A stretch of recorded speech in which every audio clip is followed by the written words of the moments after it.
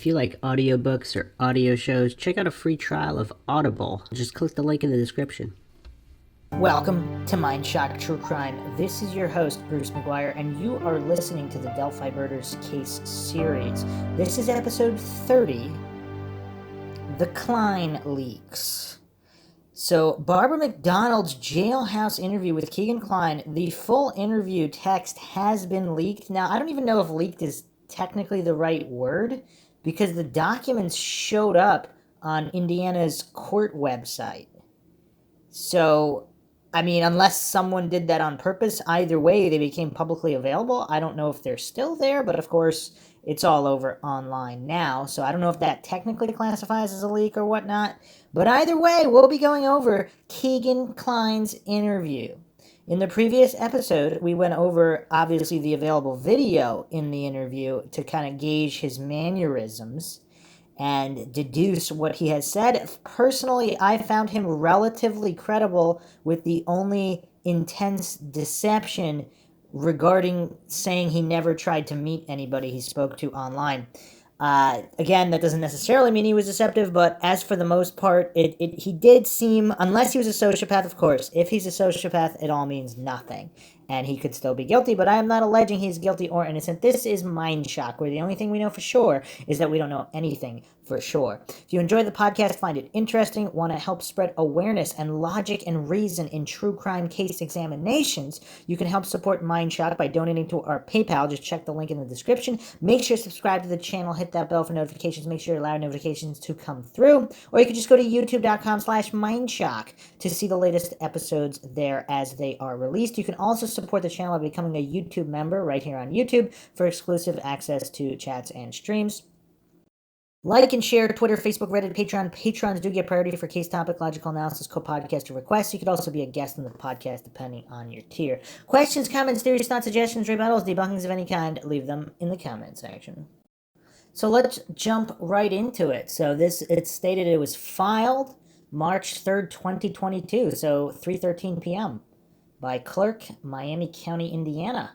So, again, is this an official leak, or is it simply just a release? Who knows? This is State of Indiana, County of Miami, State of Indiana versus Kegan Kline.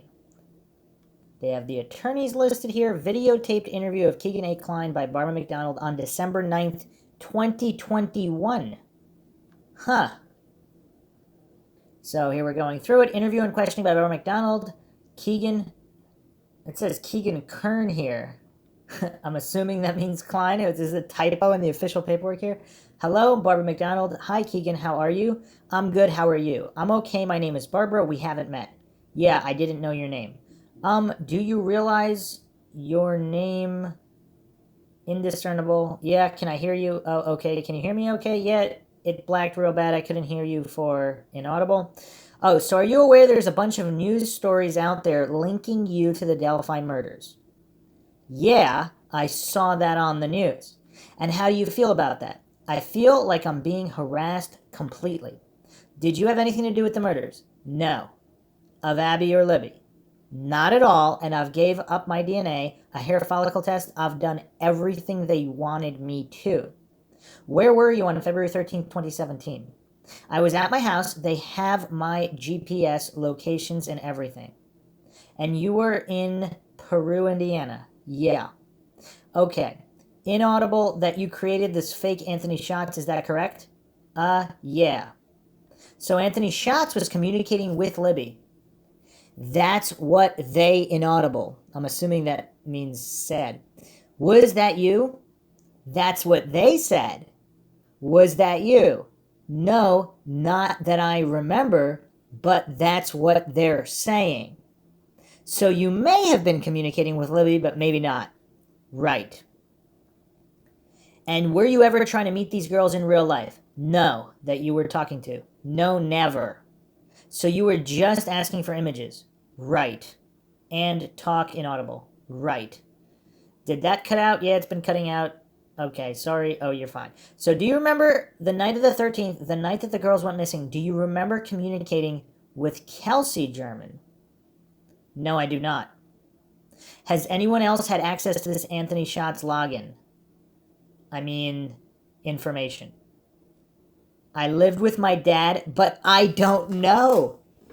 Do you think your dad could have been accessing that profile? Yeah, I do. Okay, so we're in firm Mindshock territory right now. So Kegan Kline is basically not only saying that it's a theoretical possibility, but specifically he says yes, he does think that his dad could have been accessing the profile, as opposed to saying, no, my dad would never do that. He would just never do that. And his dad is older too, so I don't know that many. Is this Instagram only? Other social media accounts? I mean, how many people of Tony Kline's age are well versed in this kind of social media to the point where they could just hijack it? I mean, I don't mean posting photos or whatever, just basic utilization, but, you know, to be used for catfishing or using other people's accounts, whatever. Anyway, back to Barbara McDonald's question here. Do you think your dad could be involved in no? What happened to Abby and Libby? No, because I was with him that day. So you were, so not that, wow, interesting. Not that he's not the type of person to do it, but that he couldn't have done it because he was with him. So you were both at home in Peru, Indiana. Yeah, I lived with him. Okay, yeah. So you know that he didn't have anything to do with the murders. Right. But you think he might have been using the profile to talk to girls. Yeah, that's the only other person because he lived there. You know what I mean? So you guys had all access to the same indiscernible electronic items? Right? Yeah. So in the search warrant or the probable cause affidavit for the arrest for the charges that you are facing right now, right, it says you had turned over a bunch of electronics when they first searched your home. Right. And when you did that search warrant on your home, did you know that that was regarding Abby and Libby's case? No. No, they would not show me anything. I didn't even see the search warrant still to this day. Really? Yeah, on both times I've been, because that happened in 2017, and then when I was arrested for these charges in August 19th, 2020, they still never showed me a search warrant. Wow, so you didn't know then what the search warrant, which case that was about, or whether this was about inaudible. No, I had no clue. I asked them, hey, what is this for? And they told me to shut the hell up and get in the car. Okay, I mean, that's an interesting way to conduct police business, if that's accurate. And so, are you aware whether you may have been... And so are you aware whether you may have talked to Libby on the 13th? That's what they said. That's what the police tell me. That you did, yeah. And do you have any recollection of that? No, not at all. And I've told them 100 times. I've done everything they wanted me to, and it's like they're just harassing me. So you were surprised that all of this came out this week. Oh, yeah, they told me they were going to put out something, and I said, that's fine with me. I don't care, you know. I'm innocent, so you can put out whatever you want. And I have a friend in Texas that's texting me and telling me, hey, you're on the news here. Yeah, now it's all over. Yeah, it's national news. Right. Have you talked to any other reporters? No, I have not. Do you have any interview requests? I mean, I'm open to anything, but no. Okay, so have you been cooperating with the investigators? Yeah, 100%, anything they asked me to. And when was the last time you talked to any of these investigators? That would have been Monday. They came to the jail on Monday. So what did they want from you on Monday? A polygraph test. And what did you say? I said, yeah. And they jogged me around for over an hour, and my lawyer was in there, and I told him, hey, like 3 or 4 times, give me the polygraph test, and he won't. He didn't. He kept saying, no, I got more stuff to ask you. So you've never been polygraphed. I have one time when it happened, because immediately I was like, well, give me a polygraph test, a DNA, whatever you want, and yeah, a hair follicle test. Okay, so what kind of things have these investigators been talking to you about? About my case here and then my involvement with the Delphi. Okay, yeah. And have you been to Delphi? No. I was in Delphi in high school for a football game, but that's the only time I've ever been to Delphi. It'd be interesting if that witness that saw the guy at the CPS building or near the road somewhere around the CPS building that said he was waiting for his dad, if they would identify him. That would be curious. I don't know if that witness has ever been contacted in regards to this. I mean, you would think in a thorough investigation. Maybe they did, and maybe it's all known, and this is just something that hasn't been released. But anyway, this is what Kegan is saying, that he was only in Delphi one time in high school for a football game. Have you been out to the Monon High Bridge? I have no clue where that even is. I couldn't even tell you how to get to Delphi. So why do you think investigators are putting so much focus on you right now? I have not a clue, because I think it's because they said I was the last person to talk to her, is what they've told me. Oh, and then she shows up at the bridge and they're abducted and later found dead. Right. And that was not you? No. 100% no. They have my GPS the whole day. And how do they have your GPS for the whole day? From your phone? Well, from my phone, yeah. Okay. They can, I don't know how they do it, but yeah, indiscernible. And he's shown me that day all my GPS locations, you know what I mean? And none of them were in Delphi. No, not even close. Now, of course, is there a way to prove he had his own phone, though? I mean, if you're building a solid case here. Do you think investigators are thinking that your dad could be involved in the murders? Well, I know about 2 Fridays ago, or it was, I think it was 3 Fridays ago, they raided him, and I'm not sure what it was about, or what about on the news. I saw them show the house, and then his neighbor talked to the police and said, or talked to the reporter and said that he was raided. But I've tried to contact him. He won't contact me back, so I don't know. Huh, interesting. So this does not look good for Tony Kline, because if Tony Kline is 100% innocent and Kegan Kline is 100% innocent, would he refuse to contact him unless his dad really didn't know what he was up to with these social media accounts? Now that he knows, he doesn't want to have anything to do with his son. I mean, I suppose that's a possibility as well, if he's on the up and up. Or maybe even not. I mean, who's to say that some of these criminal scumbags are not hypocritical? They might think it's okay for them to do stuff, but not anybody else. Again, these are the minds of criminals. It's kind of hard to deduce for certain these types of things. So what is your relationship like in Audible today? We, today with my dad, where we don't talk at all. Why is that? I don't know. Up until 2-3 weeks ago, he would talk to me every day. Okay, so there's that. Come out and view me at the visit, or have a visit with me all the time. Few times a week. He'd put money on my books. I mean, we would talk every day almost. And so he's been sort of ghosting you then since, the last, 2 weeks? Yeah, since the raid on the house. Yeah. Okay, so it doesn't sound like he abandoned his son for these charges. Now, again, that doesn't necessarily, if he's a good guy also, there are people that would not abandon their children regardless of what they did. But yeah, I don't know. It's kind of, this is some interesting information, of course. Does that sound to you like he's scared? I would think, because I have no reason why he wouldn't talk to me, you know what I mean? I'm his only child. I mean, we had a great relationship. Do you think he's the type of person who could have killed these girls? I don't think so, because I was with him, you know what I mean? So I know it wasn't him. But in the past, he's beaten up his ex-wife. I mean, he's held guns to us as when we were kids, you know what I mean? Like, he's not really a great person, you know what I mean? Wow. So, yeah, this is kind of weird, because is Kegan Kline, holding out a lifeline here regarding his father, where he doesn't want to directly implicate him in anything? Or is he just truly being honest about just about everything? Where his father might be the type of person, but because he was with him at the house all day, just physically he knows he couldn't have done this. He also is revealing here that he held guns to his ex-wife and Kegan himself when he was a kid. That's kind of weird. Barbara asks, so he's been violent? Yeah. Definitely, yeah.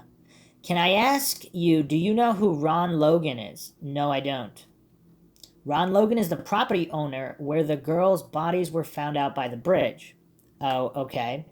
Do you know if your father knows him? I have no clue. I've never heard that name before. Interesting. So has your father ever stopped communicating with you before this?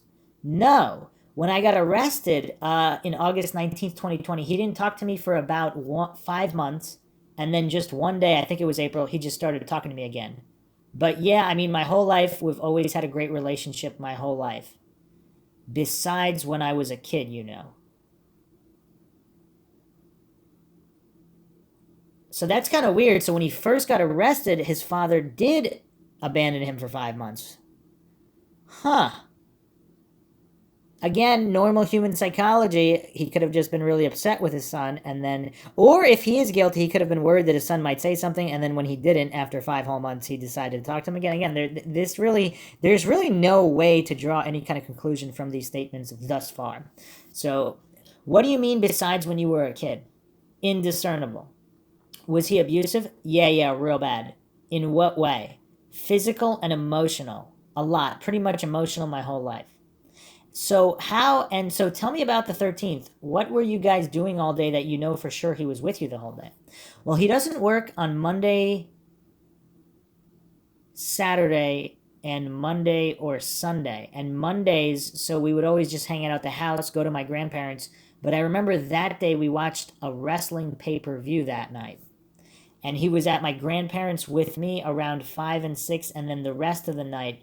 But he usually sleeps, because he works third shift. So he normally sleeps until about 1 or 2, and then we wake up, get lunch, stuff like that. Okay, and so you know that he was with you from 1 or 2 Monday the 13th. Right. Throughout the evening. Right, yeah. So how do you reconcile this in your head, this focus on you? I have no clue. I've asked them. I'm like, what else do you want me to do? You know what I mean? And it's like they're harassing me. They will not stop. It's like I've done everything they want. They've went through all my phones. They know everything about me. They've talked to people that I know. You know what I mean? It's like they will not stop. But you inaudibly involved in child pornography, the charges against me, yeah. So, and one of these inaudible trying to solicit a child to meet you for sex, answer, that's what they said, but the evidence in my thing doesn't show anything like that. Okay, but maybe somebody else was using that profile and trying to do that. Right. But your dad would be the only other person who would have access to the profile. Yes. What would you like to ask your father right now? Really, I just texted him the other day and just asked, why are you believing everyone over your own son? You know what I mean? I don't get, I'm his only son and daughter. That's kind of a weird thing to say. I'm an only child. It's like, why are you just giving up on me over nothing? Well, I mean, it's not over nothing, but why? We were fine 2 weeks ago, and they raid you, and it's like, now you're not going to talk to me. Perhaps his father thought that Kegan really dropped the dime on him at this point and pointed the finger at him, which was the cause for the raid. If that's what his father thinks, then perhaps that's why he wouldn't return contact. Do you remember who the investigators were that came to talk to you? It was one you mean last week, yeah? He gives this trooper's name. Okay, yeah. And so he was by himself and he came and saw you on Monday, yeah. And then they said they're going to release something, right? Yeah. Were they going to get something from you that day? Yeah, because I was supposed to do a polygraph test that day. And you said you agreed, but yeah, then they didn't follow through. 3 or 4 times I said, are you going to do it? And he just keeps dragging it on. I told him, hey, I'll do it right now. Just give me the polygraph test. And he wouldn't. And then they take 3 guys out of my cell block down there to ask them questions about me that night. Do you know what they said? I don't know. I'm not sure. Have you followed the case of Abby and Libby at all? No, not really. Since it happened? No. What do you want people to know about you? That I'm innocent of this, and I would love to find out who did it. That's 2 kids that died, you know what I mean? And I just want them to know it's not me, and I've gave everything to the state police that they've asked.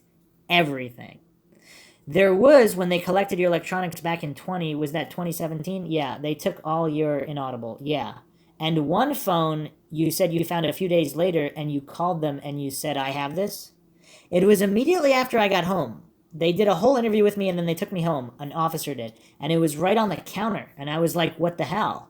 So I called them immediately from my dad's phone and told them, hey, there's a phone you guys didn't get.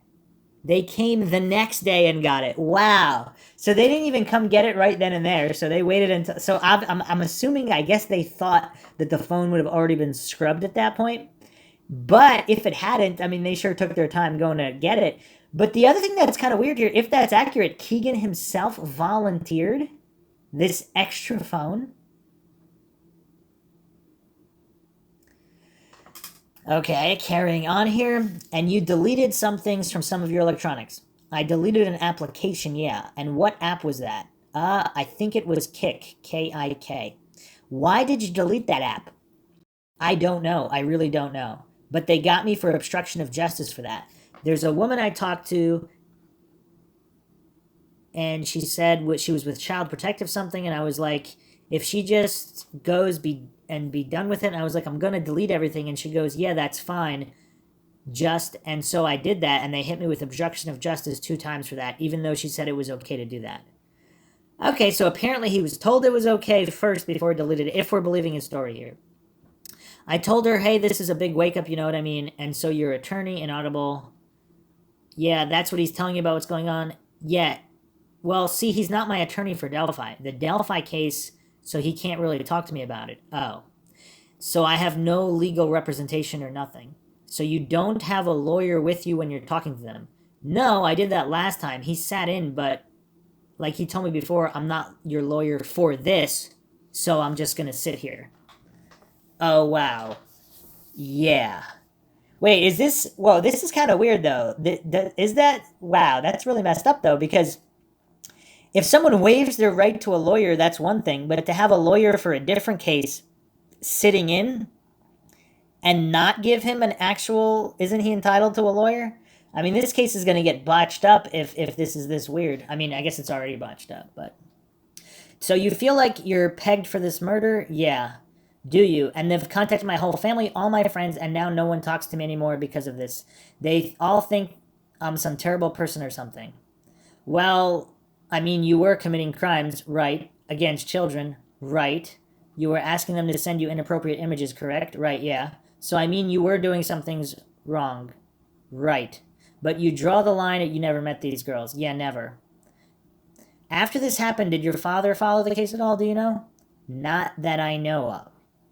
Tell me about Anthony's shots. Why did you create that profile?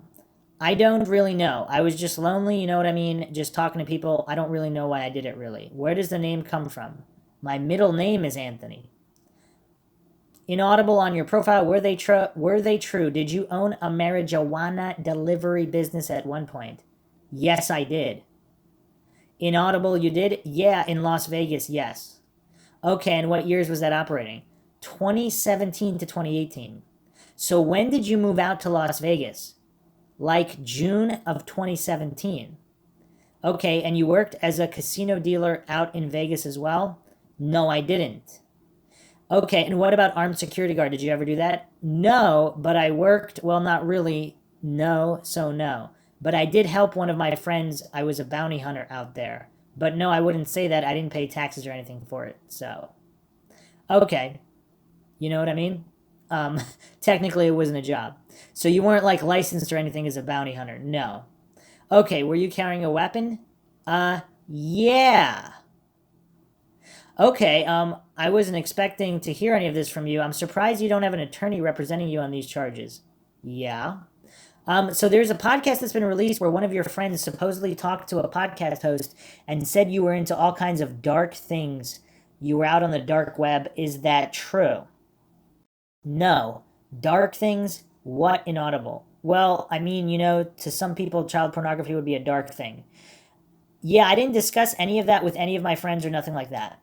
Okay, so, but was that something you and your father both shared? You knew about him. He knew that about you? I wouldn't say that he knew that about me. I wouldn't, because he told the officers that he didn't know, so I don't know. How long have you known... Okay. Something inaudible into child pornography, right. And it's kind of unclear... Okay, so it might have been asking him if his father is into that. How long have you known that about your father? I mean, I can remember being around 20 years old and him having sex with one of my friends that was underage. I was about 19. I'd say that she was about 17. You know what's kind of weird, though, if he's not 100% sure if she was 17 or 18, not that that would make it that much better, but it's just kind of weird. Yeah, he's a grown man. He's in his 40s probably by then. Do you know what age he prefers? No, I do not know. But he likes young women, right. And he's been violent with some of these women. Yeah, his ex-wife, yeah. He's been to jail over beating her up, yeah. And does he have any substance abuse problems? I mean, I know he takes prescription pills. I'm not sure if he's abusing them or not. I don't know. Does he drink alcohol or use any drugs? Not anymore, but I know he used to, yeah. Okay, so I mean, did you first find out that your name was out there? Was that yesterday or the day before? It would have been Tuesday night at 7 on the news. It was what opened the news was my face and them talking about me. And what went through your mind when you saw that? That's crazy. They're putting this out there because they've done this to a few other people with the Delphi case, put their face out in the news and everything. So you think you're just the latest target. Right. How much did you weigh February 2017, do you recall? How much did I would say 300, 310 maybe. And how tall are you? I'm like 5'11", 6 foot. And how tall is your father? About the same height. And what is his weight, do you know? Now I would say I'm not sure, 280 maybe. Okay, yeah. And I mean, I know you say he was with you that day, but would your father be capable of going out, walking the bridge, and killing 2 girls? Would he physically be capable of doing that? Yeah. Yeah. He hunts, and he's got to pull out deer, so I mean, yeah, I would think he would be capable of doing it, but yeah. But you know he was with you. Yeah. I'm worried that our clock's going to run out of our interview here pretty soon. Is there anything I haven't asked you about that you want people to know? Just that I'm innocent. That's it. And do you think you're going to be charged with anything related to Abby and Libby's murder? No, I don't. So the state police haven't threatened that? No. Do you feel like they're trying to get you to pin this on your dad? Yes. Yes, I do. And that's probably why he's not speaking to you. Right. Because when I first got arrested, they told me they knew it was my dad. And if I tell them, my charges will be dropped. Whoa, okay. So is this perhaps the most mind-shocking part of the interview right there? I'm going to read that answer again. When I first got arrested, they told me that they knew it was my dad. And if I tell them, my charges would be dropped. So, of course, it is relatively common for police to lie, whatever they need to get their man. So that doesn't mean they knew it was him. He might have been one of many suspects, and they were just fishing because if he was the guy and Kegan admitted it, then they would solve the case. So it's not necessarily they're trying to intentionally frame somebody, but they told you that last year? Like, go, not drop, but go away pretty much is what they said. And they told you that last year when you were arrested? Yeah, August 19th. Interesting. Yeah. I'd like to set up another interview tomorrow if that's okay with you. Yeah, that's fine. Okay, so is there a time of day they make...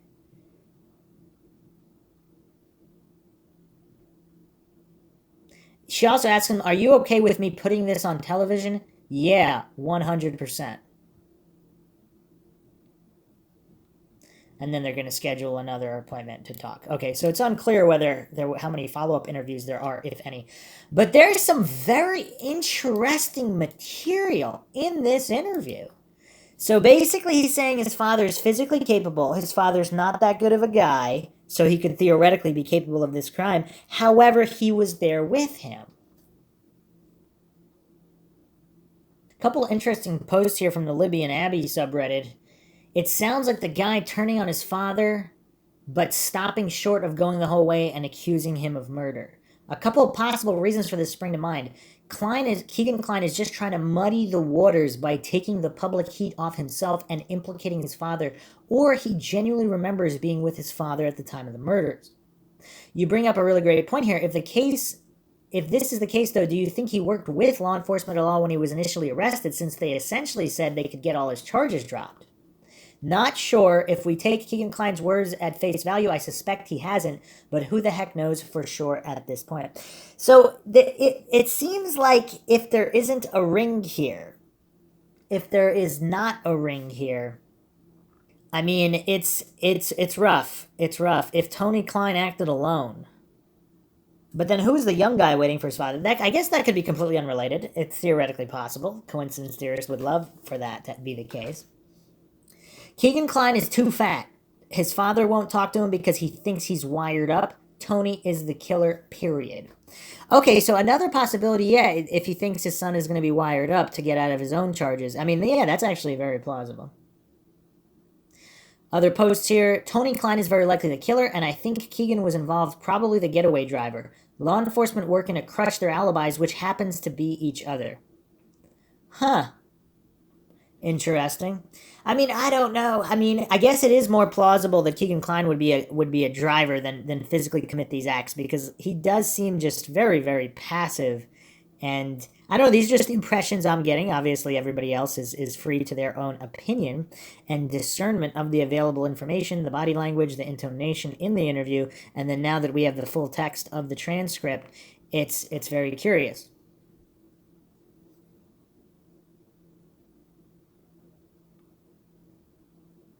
Some interesting posts here. Why did he change his Facebook to show he was Vegas on the 13th? His credibility is almost zero. You can almost see him going back and forth between the truth and lies during that interview. Doesn't want to give up his old man, but his conscience lets it slip out occasionally. And my gut tells me Kegan Kline was involved in some way too, possibly the getaway driver. Another poster here. My dad was an abuser and he threatened me with a firearm, and I know he's not capable of murder. Life can have lots of nuance. Although, to be fair, the children of plenty of serial killers have also said that their parents, either abusive or not, were not capable of murder when they demonstrably were. But yeah. Another interesting post here by How Did You Fall? I am watching back the press conferences with Doug Carter, and when he addresses the killer/killers, it totally aligns as if talking to Kegan Kline. This document was leaked on purpose. Year one presser, Carter seems to be talking directly to Kegan Kline by repeating person responsible when referring to Bridge Guy. They wanted to encourage Kegan Kline to scrap the fake alibi. Their purpose at this conference was to comfort Kegan Kline. Quotes, it takes the strength for one individual to say, that was my brother, or that's my dad. Close your eyes and picture a family member from the neck down. You would know clothes and posture. You would know that voice. I would know if it was my father, just like you would know it's yours. End quote. This is the year one presser. They did have him right away. They just still need that one piece. That one missing piece is Kegan's loyalty to his father, and from what he reveals, it's a complex situation. He is holding on to hope that his manipulative dad still loves him. It's all about control to you, likely encompasses all angles of Bridge Guy's life, including his kid, especially his kid. Kelsey German brought up in the new interview, I have a feeling the Emily account or Anthony Schott's account contacted Kegan Kline during the search that night because it was Tony Kline posing as one or the other, offering help or condolences, inserting themselves into the personal side of the crime for some twisted fulfillment. Maybe that's why Kegan Kline truly can't recall that, because it was his dad on the fake accounts. Anyway, okay, so that is interesting. That is very, very interesting. Some responses here. All this makes sense, except neither is really the right stature, I don't think. I don't know. It keeps changing and the video is blurred. But if they have everything they need except the alibi situation, then they could get through the alibi. That seems like something they could still arrest and convict on, not to mention once they did arrest Tony Kline, it'd be easier to get Kegan Kline to cave on the alibi. So it seems like they need more than an alibi, like maybe someone saying, I do know he did it, I picked him up, or he came home and burned clothes, threw them away, still has the murder weapon, etc. But they must have Tony Kline's DNA by now. At the very least, they have Kegan Kline's, which they could compare to crime scene DNA. This makes me think that if it is Tony Kline, they don't have much evidence. I dunno. Another response here, I think you're absolutely right. Law enforcement does not have enough hard evidence on Tony Kline. To me, this explains the wait time of the charges on Kegan. Maybe they baited him, let him go home to promote more evidence. Tech tracks, possibly a bugged house or phone line, etc. Perhaps even set up a sting to try to get him to meet young girls again. I am purely speculating. Whatever the plan, it didn't work. New approaches included the reveal of the young Bridge Guy sketch that is based off of the Anthony Schott's profile pic. That didn't give them what they wanted, and eventually the release of the Anthony Schott social media actual profile picture to generate more tips. That's how desperate they must have been for something more solid. It seems they were a last resort and were essentially reworking the lead in a vulnerable way because the profile link is the case. There is obviously a hiccup in the DNA collected at the crime scene. Whether partial or inconclusive, who knows? Would there be issues with a father-son partial profile for ID purposes? I'll have to Google how that works. You're right, stature and height don't align, but look how much is aligning with Tony and Kegan. If you go through the press conferences, he seems to literally be talking to the POIs and the circumstances between them. But yeah, they do need even more than Kline flipping on his dad, maybe in the form of the paternal grandmother. I think that's where he said they were at the night in question. Maybe Kegan Anthony Kline is still working with law enforcement, and this full interview release is part of a bigger plan to get Tony Kline to budge. It's still very much a mystery, and all of the above is just totally my thoughts out loud. What matters the most is justice for Libby and Abby. I hope it comes soon. Okay, some people are tearing apart his pro wrestling alibi here. So the pay-per-view event was on Sunday, February 12th, 2017. And there is a Pro Wrestling Monday Night Raw event on February 13th, but it's not pay-per-view. So did he get confused whether it was pay-per-view, not pay-per-view? Who knows? But Monday Night Raw starts at 8 p.m.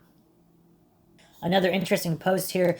WWE pay-per-views since 2014 air online on the WWE network, just like Netflix. He could have been watching a replay. His internet history should prove if he was watching the WWE network or not. Unless for some reason he bought the pay-per-view, $40, on cable satellite instead of free online on the WWE network subscription, which is $10 a month. Yeah, I mean, you would think that would be verified as well.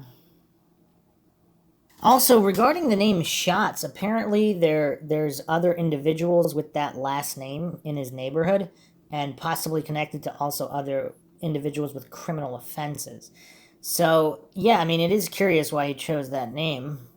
Another interesting post here. I can envision Bridge Guy as being Kegan Kline's father, and it's very common for adult children of abusive parents to feel afraid of them. So I think Kegan was simultaneously trying to protect his father, but also throw out some kernels of the abuse his father committed and is capable of the crime. I think it is just a matter of time before Kline is taken in. Very interesting that they asked about contact with Kelsey. I would venture to guess that the family has known all along, and I do feel so sad for them. I think the father looks a lot like the man in the video and a closer match to the original sketch than the younger sketch. For all we know, both the father and son are responsible for the murders.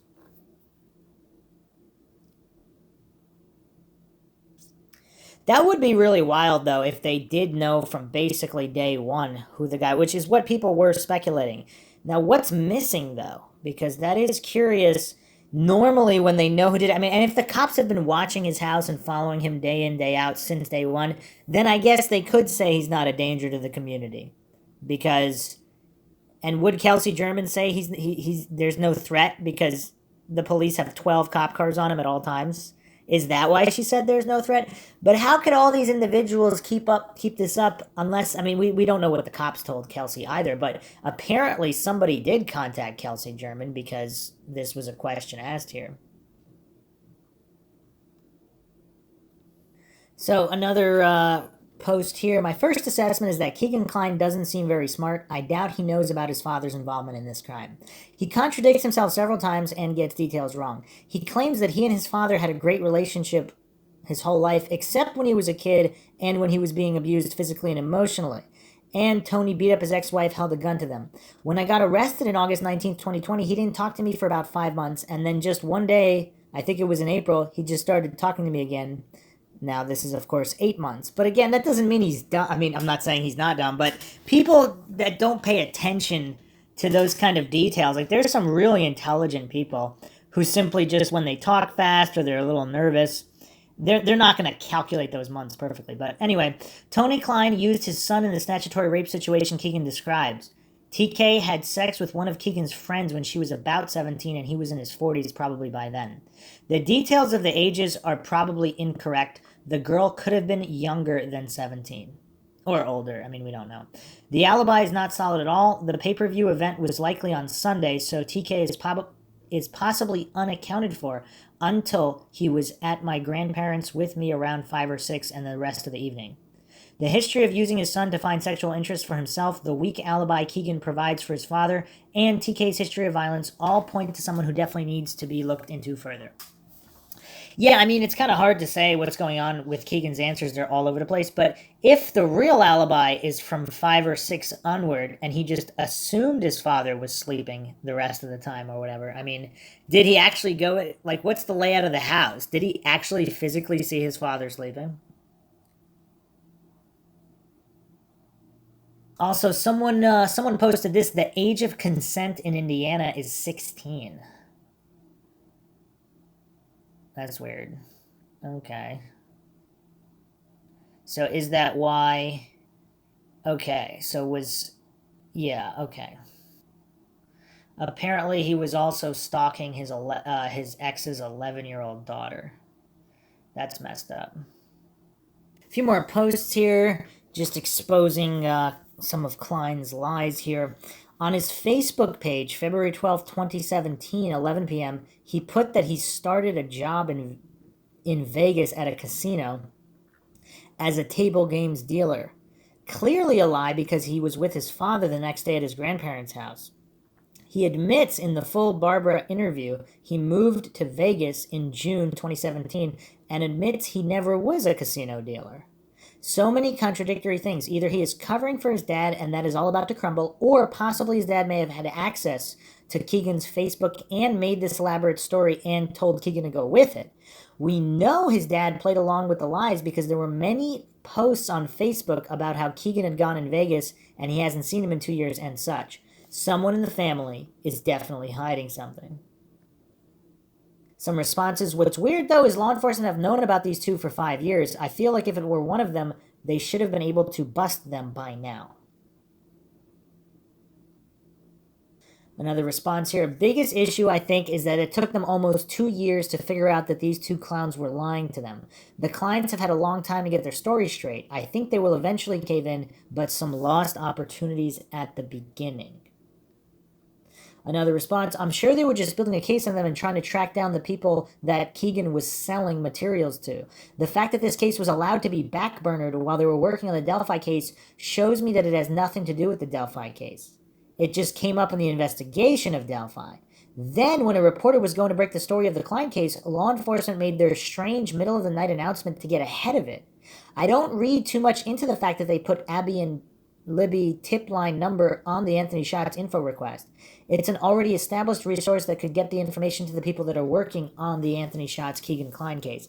Yeah, that's an interesting aspect too. If these guys do have nothing to do with Libby and Abby's murders, and law enforcement are simply piggybacking as much as they can to solve as many cases as possible, I mean, I guess that's possible. Another response here, I don't think they're the actual killers, but I think he was involved with the girls via the fake account, knew that he would be linked, panicked, and made some BS Facebook posts. He doesn't seem very intelligent, and it is a very simple way of thinking. So yeah, definitely some curiosities here. In terms of, there's also some conversation of how these two tie in with, let's say, Garrett Kurtz or Ashley Garth and some of these other drug-dealing individuals.